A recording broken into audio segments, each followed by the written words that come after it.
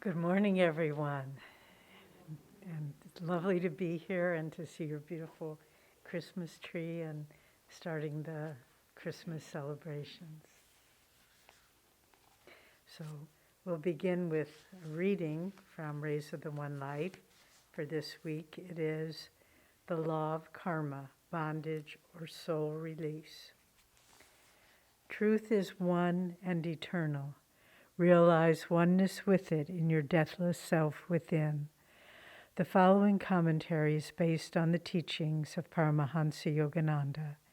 The epistle of St. Paul to the Galatians contains this oft-quoted statement, "Be not deceived, God is not mocked, for whatsoever a man soweth, that also he shall reap."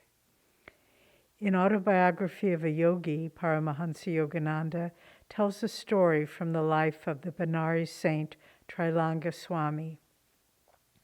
A skeptic once determined to expose Trilanga as a charlatan. A large bucket of calcium-lime mixture used in whitewashing walls was placed before the Swami. "Master," the materialist said in mock reverence, "I have brought you some clabbered milk. Please drink it." Trilanga unhesitatingly drained to the last drop the container of burning lime. In a few minutes, the evildoer fell to the ground in agony. "Help, Swami, help!" he cried. "I am on fire. Forgive my wicked test." The great yogi broke his habitual silence. "Scoffer," he said, "you did not realize when you offered me poison that my life is one with your own.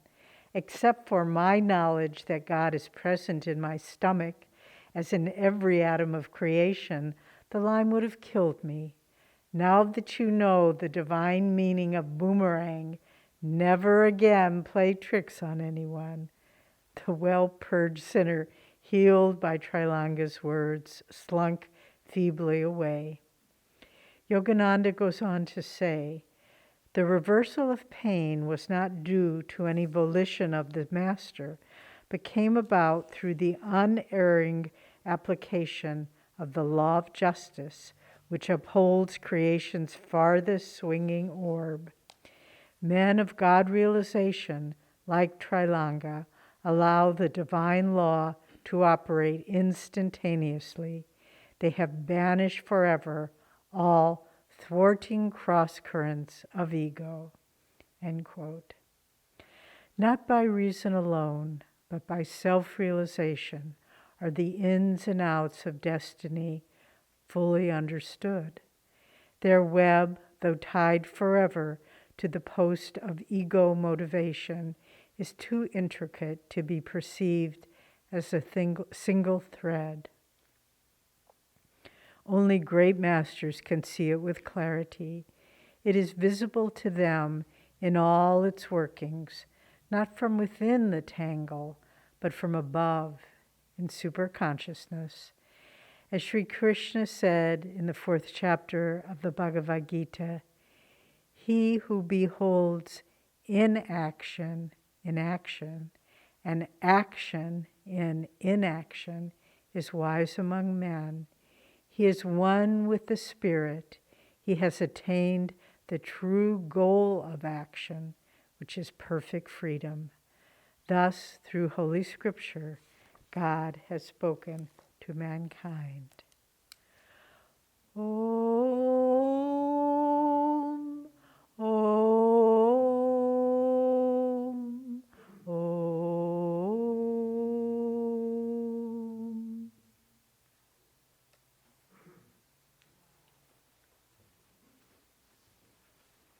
The mic adjuster arrives.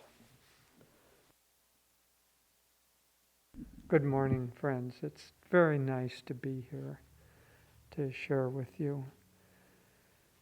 So we've all been forewarned. If during the potluck there's a big bucket of white substance out there, just be careful. That means that karmically we have been prepared.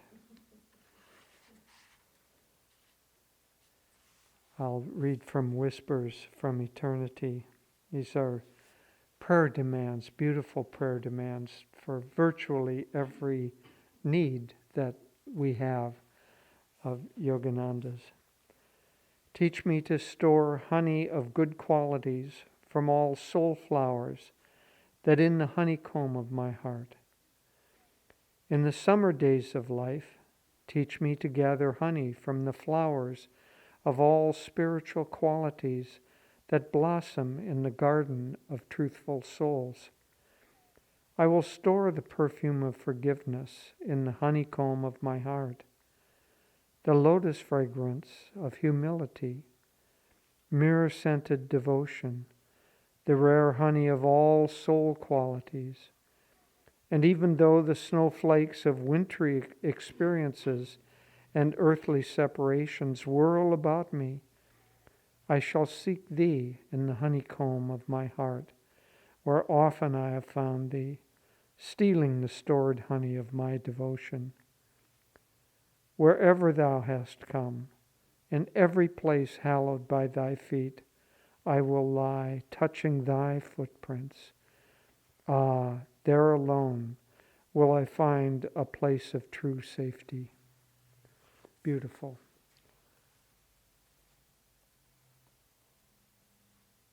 I think for the talk it might be more clear if I remove it.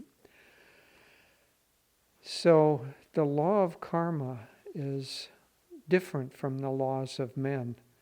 You know, we think, because our experience, of course, is here, and it's just a very, very narrow slice of the totality of what we will and have experienced. We think that the laws of man are like the laws of God. But there's a big difference. You can speed on the freeway and not get caught. And so you sneak away, you cheat the laws of man. But you can't cheat the laws of gravity. You can't cheat the laws of the fundamental forces of nature. But behind the fundamental forces of nature is God's consciousness.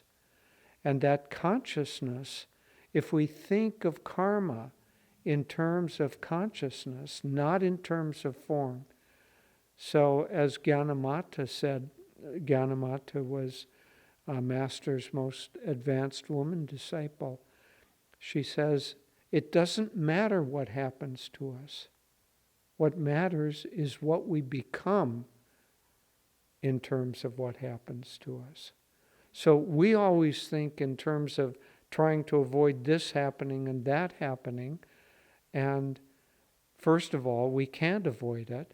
But secondly, even if we could cheat it and not get caught, all we would learn from that is how to try to cheat. And how does that expand consciousness? And so with the laws of karma, what we need to do is we need to accept what happens to us, but everything we should try to learn, whatever it is that it seems that lesson has come to us to teach us, good and bad. Swami gave a very interesting talk, which is available on Treasures Along the Path, called How to Accelerate Your Spiritual Progress. I think that's the title. That's close enough anyway. And he said something very interesting. So if we think in terms of consciousness, when God, everything is made, everything out of God's consciousness. So when God projects his consciousness, let's think not in terms of form, but in terms of self-awareness. That gives a much clearer idea of what's really going on. So God projects his consciousness, and at the farthest, one might say, there's like you throw a ball up in the air, the force of gravity, it goes away from the center, and then the force of gravity pulls it back. And so think of that projection out. let's think of that ball. The farthest form so the farther away it is from the center of gravity, the less a self-awareness it has. So as at the very top, the very dimmest idea of self-awareness, Swami said that's in the rocks and the minerals, because they have very, very little volition. Self-awareness and self-volition go together. And so at the very farthest reach, as it says in the scriptures, God sleeps in the rocks. And I've always been bemused of the fact that Master, who could remember all of his past lives, said that he could remember back to the time that he was a diamond. And so the rocks have to have some consciousness if you also can remember that form that you were in. I think I was a lump of coal at that same time. Hadn't yet been under the same heat and pressure that Master had, but that heat and pressure is going to get applied, believe me, and we'll all become diamonds in the end. Then the next stage comes into the plants. God dreams in the plants. And the plants have life. They have awareness. Not very much yet, but they have some awareness. But generally speaking, plants don't have the ability to control their environment much. If you're even a massive redwood, you're rooted in the ground in one place, and if storms come, the storms come. If fires come, they come. You don't have the ability to control or maneuver much. So you have self-awareness growing, but you don't have much volition over it. The next stage, Swami said, is in the animals, and the main difference between the plants and the animals is that the animals have two things. They have one, volition of movement, and so they have many, many more choices available to them because they can control their movements, and their senses are more highly awakened. And so that comes. Then we come to mankind. And then Master said that mankind is, while evolutionarily ascended from the animals, there's a prime difference, and that's that the chakras become awakened enough in mankind so that in this form, as a human being, self-realization can take place. But Swamiji said something else happens that's very, very interesting, and I've meditated on this some. He said that when the difference, besides the chakras, the main difference between the animals and mankind is that in mankind the heart awakens. And it's really with the heart that self-awareness begins to expand. Because the heart, it's not just the physical heart, obviously. It's the heart quality. It's in the Anahat chakra. And that is where, as Master called it, Chitwa, the primordial feeling nature of mankind resides. And it's from there that we have basically the choice to shrink our consciousness or expand our consciousness. We can shrink toward the past, that which is familiar, the ego, that which separates us, or we can expand toward the future, toward self-expansion.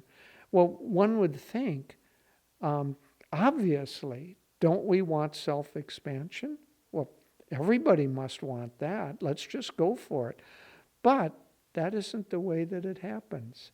You know, in the Sunday service, the little bird in flight for his first time, what does he think? Why should I share my wealth with anyone? What else is wisdom if not to keep what is mine for myself?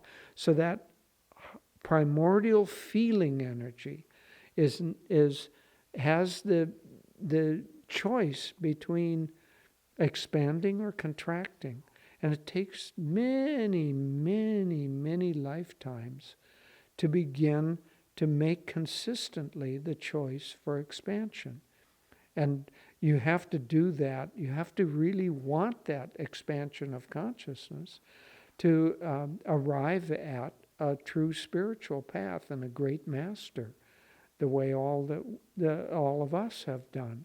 And so that desire for, as again in the festival, passage through dim corridors of waking consciousness, to emerge at last into perfect joy, into infinite light, into perfect joy.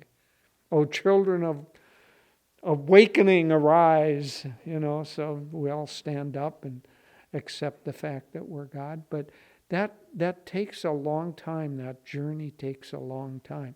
So here now we find ourselves on this journey, and there are some questions that it's helpful to ask and some that aren't helpful to ask. If we know more or less the destination is self-realization, samadhi, union with God. But we don't know how far that is. So it's not very helpful to kick the back of the seat and say, when are we going to get there, Daddy? Because you don't know how far away it is. And the driver doesn't necessarily know that either. Driver being our soul. So what's a helpful question to ask? Not how long will it take, but a helpful question is, are we headed in the right direction? Have you checked the GPS, the God positioning system? Are we headed in the right direction? That's a good question to ask yourself. That's why Master talking about the soul qualities. If we're developing those beautiful soul qualities that a great master has, that God has, then we know that we're headed in the right direction. Even if we're not developing them, if we're wanting to develop them, that's pretty good, because a lot of people don't. But so we're moving along, and as Anandamoyi Ma said, we don't have a lot of control, but we have some control. She said, it's as if we're on a train. We can't choose where the train is headed. Let's just hope that we've gotten on the right train. I mean, that's, if we've gone to the right track and gotten on the right train that's headed towards self-realization, which we have to assume that we have, then that alone is probably the most important choice that we can make. But then from there, on that train, Anandamoyi said, we can't control the speed, the direction that train is moving along the track. She said, we do have this much control. We can choose to move to the front of that train or to the rear of it. And that depends on our own volition, our own effort on the spiritual path.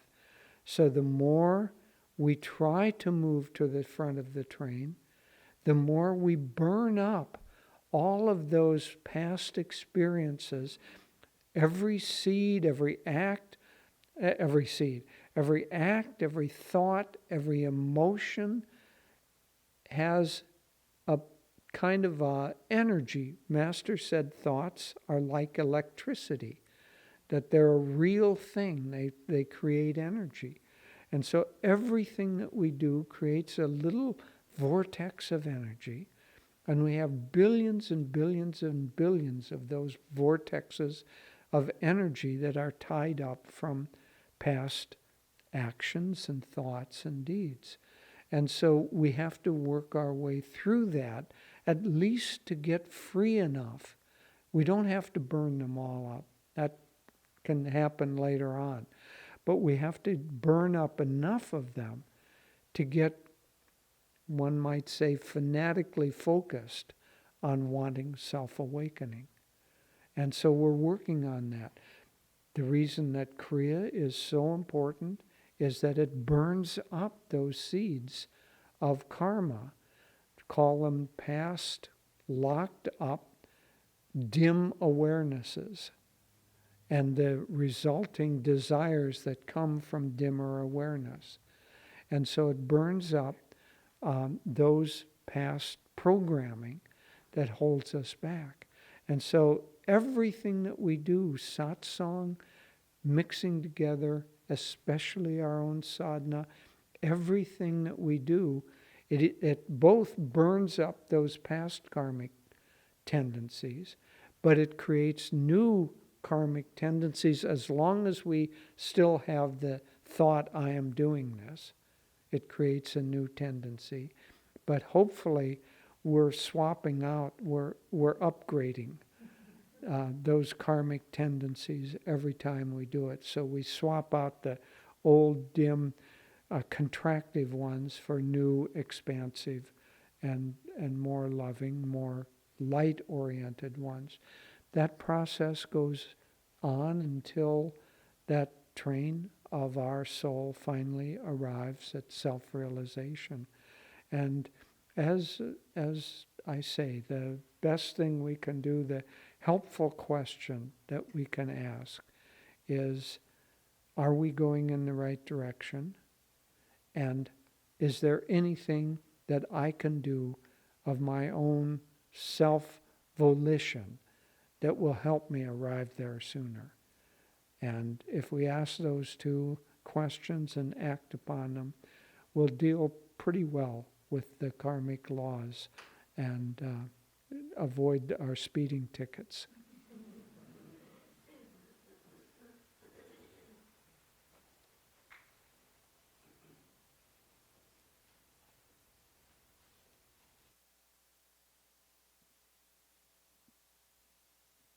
Thank you, Chaitanya. Well, good morning once again. We're very glad that Dharmadas and Nirmala invited us to come and to be with you all. Last week, if you recall, the Sunday service theme was reincarnation, the spiral staircase.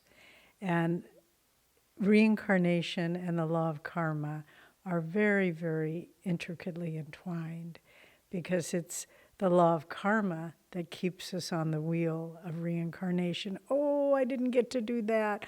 If only I had said that to that person when he said that to me. On. And then we just keep spinning on that karmic wheel until finally, as Master said, we develop an anguishing sense of monotony. And we just say, there's an Italian word, basta. It's better than the English word enough. It's basta. This is enough now. And then we start to look for, as Jyotish was saying, what choices can we make to facilitate this process? And this quote from the Bhagavad Gita that we read today, if you recall, it's one of my, I can't say my favorite because it's not devotional, but it's one that I think about quite a lot in my own daily life. He who sees action in inaction and inaction in action, he is truly wise. And it goes on to say, and again, this is why this is a very important phrase in my life, or statement, spiritual statement. It goes on to say, before you take any action or say anything, I'm paraphrasing the Gita, think about what the ramifications will be. I think about this a lot. Like you're in a discussion with someone and they say something that's, difficult, or you think it's wrong, or you think you need to correct them. And then I pause and I think, okay, you can say that, and then what are they going to say back? And then what are you going to say back? Back and forth and back, and it never ends. And I think, if you have something to say that's useful, okay, say it. But if it's just going to cause a chain reaction, why bother? Just withdraw from that process. And it's like magic. You think, I have to make this right, or I have to tell this person off. And if you just say, it's only going to enmesh me in karmic chains of, remember Patanjali says that yoga is the neutralization of the reactive process. It just enmeshes me in the reactive process, and it won't prove anything. And the more I try, I'm not always successful, I humbly admit, confess, but the more I try to live this way, the more things turn out better than if I thought I had to control them or I had to make them right. The person gets it, or the situation changes. And so I give this to you as a tool to use in your own life. It's working quite well when I can do it in my own life. As I say, I don't do it all the time. I lose that self-control in moments. But just see what happens if I say that, I know darn well what that person's going to say back to me. And it's especially good in close relationships, I have to say, that if you just say, I give this situation to God, I don't have to fix it. God, you fix it. And Divine Mother fixes it. So this is how we begin to disentangle from the bondage of karma. I don't want to play that game anymore. No matter how many times they throw the ball at me of whatever it is, trying to get my goat or trying to get a rise out of me, I'm just not going to throw the ball back. And then they stop throwing. And this is especially important in this day and age where people are very reactive and very opinionated, and all this brilliant wealth of information is available on the internet, quote, quote. And people will want to engage you. And you know they're wrong. You know they don't know what they're talking about. But what good does it do? Just let people, as Master, we can't say this, but as Master was, if you recall the story, he was on a train and he was sitting next to some fundamental Christian who was saying the Bible is literally true. And he was saying, well, what about, the Master asked, what about the story of the Garden of Eden when the snake talked to Eve? And the man said, in those days, snakes could talk. And everything he said, the guy had an answer. And then finally, Master took off his hat and said, I bow to the temple of colossal ignorance I see before me. Well, that was pretty brave to say. We don't need to do that. But you can think it. You can think it like, wow, I can't believe you believe those things. But nevertheless, it's disengage. That's the way out. And part of overcoming karma is the sense that it's God's dream. I don't have to fix it. I don't have to make it better. I'll do what I can to serve others. I'll do what I can to make a difference in this world. But I'm not here to correct people and show them the truth or how they should act or how they should behave. I want to just live my life in God's light and trust that He or Divine Mother is in charge. And I'm just here as a child in His dream. I'll live my life as in the way that seems best to me. But I want to tie up every loose end and just leave. You know, it's sort of like when you're packing, we're just packing, and, you know, you just look at your house and in fact, this happened to us, quite interestingly.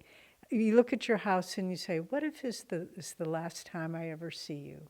House, things that I own. You know, when you all know, I don't want to go into this story too much, in 1976 when the forest fire burned down Ananda, our child had been born just 11 days earlier, so the house was not in pristine condition. It wasn't very tidy. But I was taking the baby to the doctor for the checkup, and I just looked in our meditation room, and I thought, oh, it's kind of messy. I don't want to leave it like that. And so I boxed everything up on the altar, all these precious things from Swamiji and from travels. And I had it in a little box right by the meditation room. And I looked at everything, and I said, okay, goodbye. I never saw it again. It burnt down by the time I got back. But it was a good lesson of how we should learn our lives. We never know. We never know what the next day will bring. So live each day so you don't leave loose ends. I want to leave my last word with each person, to be positive and supportive. I want to leave my day's chores as well done as I can, as though each day you're saying, God, I give this day back to you. I've lived it in this world as best as I'm capable of. We have a very dear soul brother, and we've spoken of him perhaps here, but certainly in other venues. His name is Joe Hunt, or Jai Ram, and he's been in prison now for almost 30 years. He's in his early 60s now. No, it's 40 years, excuse me. He went in his early 20s for a crime he did not commit, a murder he was framed for. And we visited him many years ago at Folsom Maximum Security. Then they transferred him down to a dismal place in Pleasant Valley, Southern California. Now he's at Stockton. But over the years, his health has deteriorated, as one can imagine. Prison food, prison conditions, confinement, tension. And now he has a heart condition.